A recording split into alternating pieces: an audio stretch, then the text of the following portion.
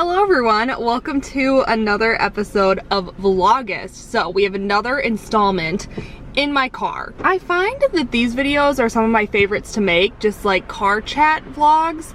I just feel like they're the most genuine, they're very open, very honest. We can dive into some deep topics here. And I noticed they get a lot more positive reaction than some of my more planned videos. So all I did was I wrote down a few things I wanted to talk about in this video, some life updates, some very exciting news, things that are coming up in the next month that I really wanted to discuss. I'm gonna give you a rundown of everything we'll be talking about. We're gonna be talking about a job hunt update. We're going to be talking about my second year of law school study strategies. Am I gonna be doing anything different? I've been asked this a few times and I briefly touched on it, but I will talk about it again. We're gonna be talking about my motivation levels lately and how I feel about going into a new school year. And then we are also going to talk about procrastination tips. I used to be such a procrastinator. Maybe that comes as a surprise because I feel like since I've started law school, I'm not a procrastinator at all. I get things done. I really don't put anything off. So I've gotten so much better at that now, but I do have some tips that kind of helped me make that transition from procrastinator to non-procrastinator. So we are going to get into this vLAWgust, this chatty little video in the car. But first, I wanted to say a huge thank you for 9,000 subscribers. I actually cannot believe that I'm at 9,000 subscribers.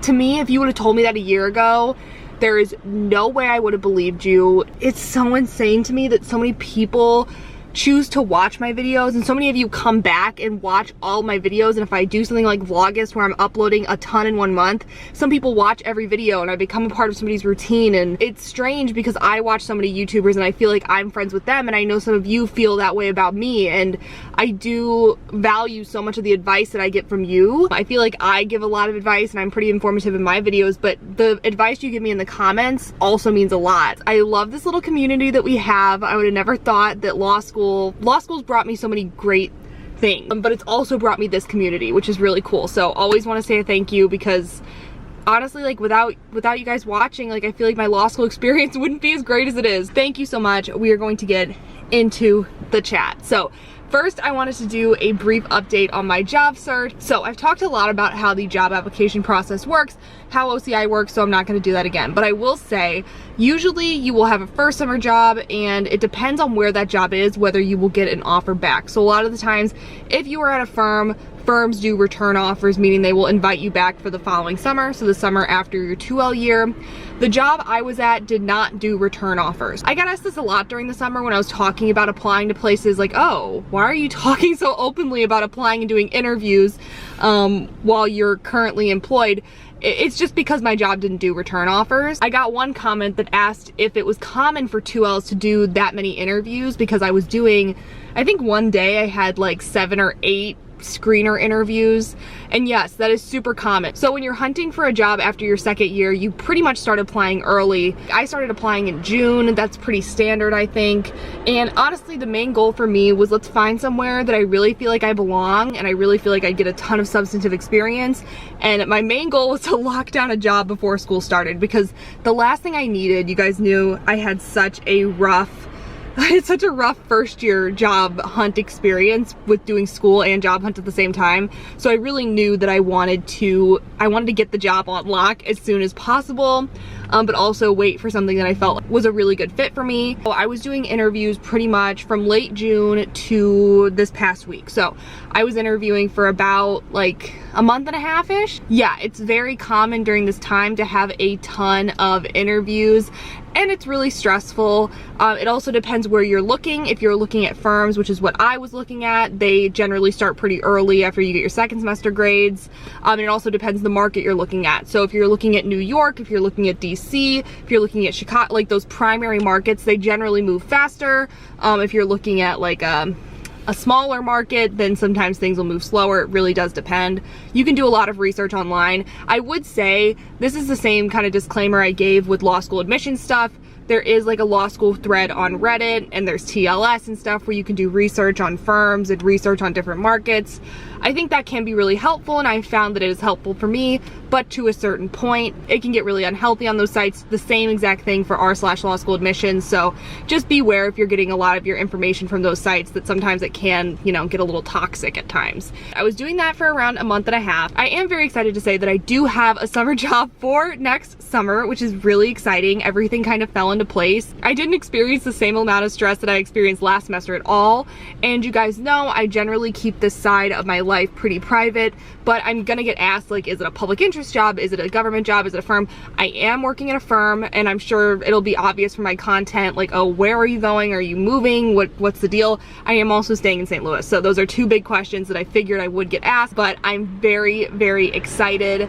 I feel like it is going to be a great opportunity for me to learn so much more, to find out exactly what type of law I want to practice, to build my network, and just have a great summer. So I just wanted to let you guys know, because there's going to be I'm not going to be talking about interviewing, I'm not going to be talking about any of that stuff anymore, and I think you would have been able to infer, like, oh, she definitely most likely has a job if she stopped interviewing, but I just wanted to let you guys know. This is as of about a week ago. So yeah, I'm really excited. I think it'll be a great summer, and now it does take some of that pressure off for my second year, just so I don't have to be actively looking for a job and doing classes at the same time. So it actually worked out perfectly, where I have about 2 weeks of summer to just enjoy and not really have to worry about anything too pressing. So there is my job hunt update. Also wanted to talk about my 2L strategies. So things I'm going to be doing differently my 2L year compared to my 1L year. I really think I've talked about this briefly, but there's not a whole lot that I'm going to be doing differently, just because I feel like I've done pretty well, and I don't really want to change up my study habits drastically, because I don't want to accidentally do worse. Like, I don't want to try something new and have it not work for me and then I do worse. So I'm very happy with where I'm at, and I'm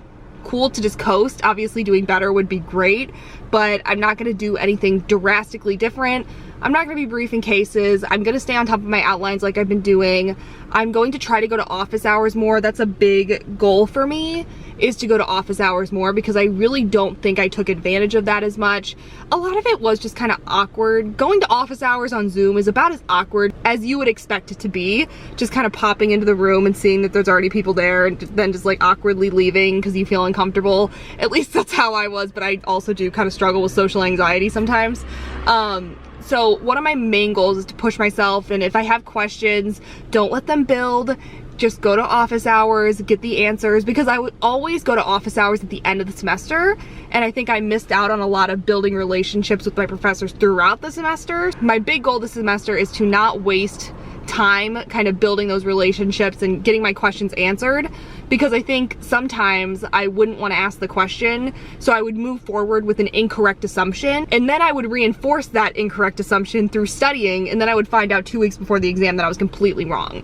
So catching those, nipping those in the bud early is going to be really important for me, so that is something I'm going to change. If you guys don't hear me in my vlog saying that I'm going to office hours, shame me, because I really need to go. Because law school professors, they're so smart. It doesn't matter what school you're going to.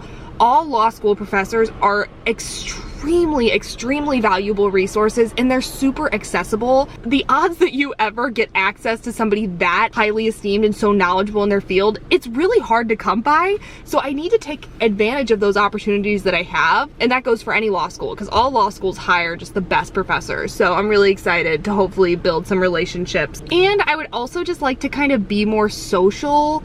With the Delta variant, I really don't know how much is going to be in person. If you would have asked me a month ago, I would have told you that it probably would all be in person, but I can already see some kind of hybrid thing starting to come back into effect. I'm just not sure if they're going to say, okay, you can come to your classes twice a week in person and then once a week on Zoom.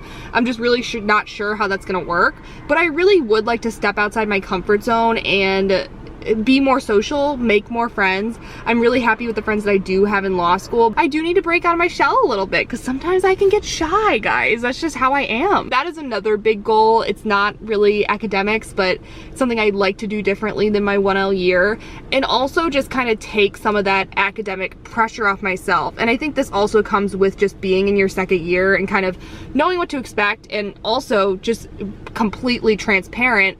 1L grades are more important than 2L grades. Not saying 2L grades are unimportant, please don't get it twisted, but your 1L grades are so much more important. I was told that your 1L grades almost completely determine the trajectory of your early career. That's what I was told, and I found that to be somewhat true. I think, you know, grades are extremely important your first year, and I put so much pressure on myself to do well. In my first semester, I managed to surpass my expectations, so then I had even more pressure my second semester to hold that. So that's kind of the, you know, the catch-22 of like, if you do really well, you're happy that you do well, but then you have so much pressure to maintain that. I want to take a little bit of the pressure off myself.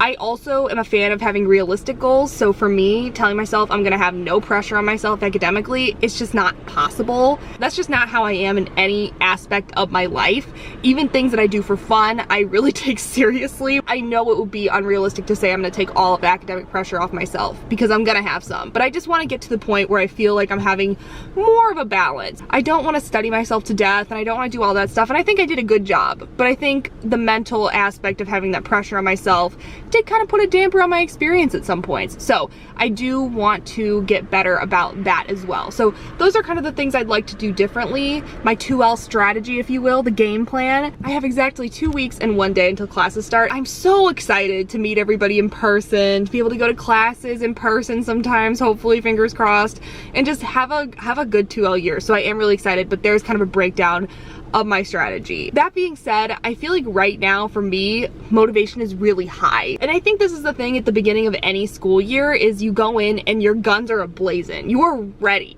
motivated. I am prepped. I can't wait to get in there and start classes. And you know, you're riding on this high of adrenaline of starting the new year. And then a couple weeks pass, you're kind of into a routine, and your motivation starts to fall. So I think one thing that's kind of helped me with motivation is just knowing that it ebbs and flows and not panicking when I'm not motivated. These are my two biggest motivation tips, is when I'm feeling very unmotivated, I just tell myself, this is a little dip, but we're gonna get back to that place. And that's really helped me because it's really comforting, because I was the type of person, when I used to lack motivation, I used to panic and be like, why can't I be motivated to do this? Why can't I get my work done? And I just found that that aggravated the situation and made it worse. So now I feel like I'm more of the type of person, if I'm experiencing a lack of motivation, I step back and I think, okay, this sucks. It's not good to feel unmotivated, but we can sit with these feelings. Sure, they're uncomfortable. I can get done what I need to get done. Maybe we're not going above and beyond during the week where I'm feeling unmotivated, but we're still gonna get our stuff done. And you know, motivation, it comes and goes. And another thing that helps with motivation, besides just kind of having that self-awareness of knowing that it happens and knowing that it's normal and everybody feels that way, is also sticking to a pretty diligent, disciplined routine. I've mentioned this, but I'm preparing a video about how to make a law school study routine, so I'll talk more about it then. But just kind of sticking to your schedule. I do this with workouts too. If I'm feeling unmotivated, it's hard for me to get to the gym, I know I have a plan. And that's kind of how I do it with school too. Like, I'm feeling unmotivated, I just want to get the bare minimum done.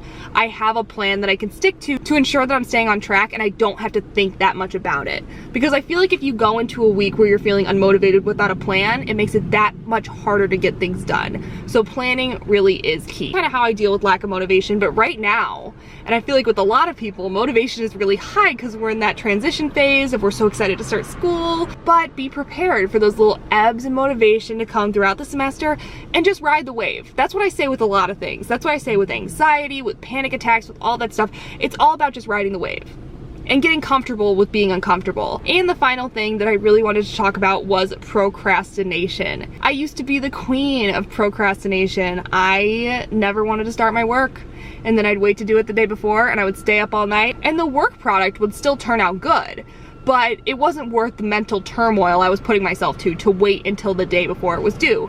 And I came into law school, and I think subconsciously I kind of completely got rid of all of my procrastination habits, which was really funny. I didn't even notice I did it, but then I was thinking back and I was like, I never put anything off until the last minute in law school. Very rarely. Sometimes I do a reading like 20 minutes before class, but those are readings, so I don't really count those. But all the big things, all the studying, I never really had problems with procrastination. And I think for me, I already talked about sticking to a disciplined study schedule. I think a good way to do this, and I'll talk more about this in a future video, is just if you have something big, breaking it up into very easily digestible parts. You have this big memo to do for your legal writing class. I always found that for me, what helped is kind of just sitting down and saying, okay, I have 2 hours to work on this today. Here's what I'm gonna get done. We're gonna break this big, huge issue into little digestible chunks. And then not only are you making progress every day, even if you can only spend 30 minutes. Sometimes I sit down and I do case research for 30 minutes. That doesn't seem like a lot. Over the course of 4 or 5 days, boom, you've completed your research and it's barely taken any time out of your day. And it also just makes the issue a lot less intimidating. If you have 2 weeks before your memo's due and you're thinking, I have to dissect this whole issue and I have to write a whole paper about it and it has to be this many words, stop spiraling. This is me talking to my past self, and kind of just break it down. How can I do this? Does the issue have subparts? Can I tackle part A before I tackle part B? Do I have to tackle them both together? Should I find the cases, then draft, then revise, then edit? Just find something that works for you so you can divide it up and write those on your little handy dandy whiteboard. Don't write memo work on your whiteboard. Be very specific with what you're gonna do and go into it and say, memo research, 30 minutes. Keep it specific, keep it easy, keep the goals small, and by keeping it in these little pieces, it won't be intimidating, you won't feel overwhelmed, and you're less likely to procrastinate. So that's a big thing for me. Also, being realistic with yourself is another thing. If I sat down and told myself I'm going to write my memo for 6 hours, guess how many hours I was likely to write for? Probably 30 minutes. And then I'd be like, I can't work for 6 hours. Who was I kidding? I'm done, I'm putting it off until tomorrow. You're just setting yourself up for failure if you're being unrealistic. If you're the type of person who you can sit down and work for 6 hours, then yeah, I guess you could do that. But for me, I'd much rather say, I'm gonna sit down and I'm gonna work on my memo for 2 hours, because then I'm more likely to do the full 2 hours than if I set my expectations so high. As soon as I start feeling those feelings of fatigue 30 minutes in, the more likely I am to just scrap the whole idea because I couldn't do 6 hours anyways. So I think also setting realistic goals for yourself will stop you from procrastinating in the long term. Those are a couple of my procrastination tips. We talked about motivation. We talked about my 2L strategies. I said thank you for 9,000 subscribers. Thank you again. And I gave my job update. So this has been a jam-packed little chatty session. Let me know if you like these kinds of videos because I could do them about pretty much anything. I kind of just like the casual car chats. I don't know why. To me, they just feel so much more genuine than a more produced sit-down video. So let me know if you like these. I could do another one sometime in vLAWgust about whatever topics you guys would like. But I'm gonna sign off now and I'm gonna go relax because I have 2 weeks until school starts and I'm taking advantage of it. So I will talk to you all in my next vLAWgust video. Bye guys.